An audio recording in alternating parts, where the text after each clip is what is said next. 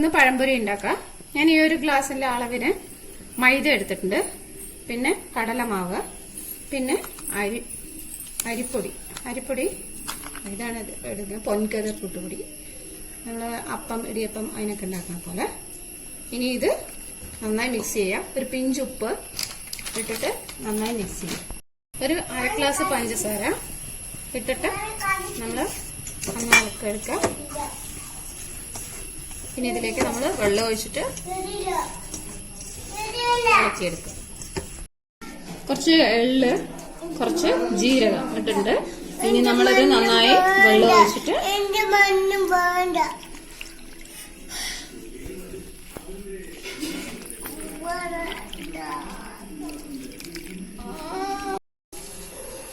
ഈ അളവില് കുഴച്ചെടുത്തിട്ടുണ്ട്.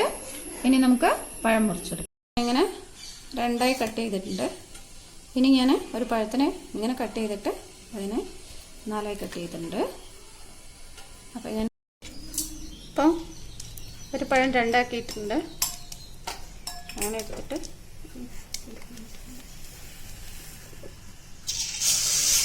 വെളിച്ചെണ്ണയിലാണ് ആക്കുന്നത്.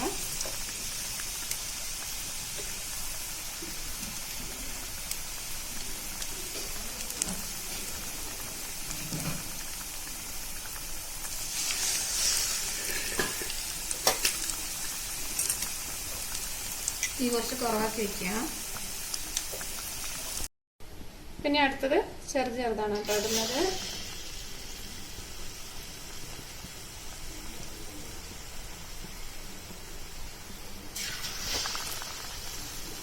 അപ്പൊ ഞാനിത് മറിച്ചിട്ടിട്ടുണ്ട്.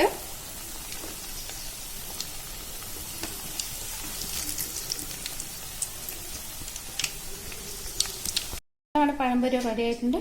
നല്ല കട്ടൻ ചായ റെഡി ആയിട്ടുണ്ട്. അപ്പോൾ എല്ലാവരും ട്രൈ ചെയ്യുക, ലൈക്ക് ചെയ്യുക, ഷെയർ ചെയ്യുക, സബ്സ്ക്രൈബ് ചെയ്യുക.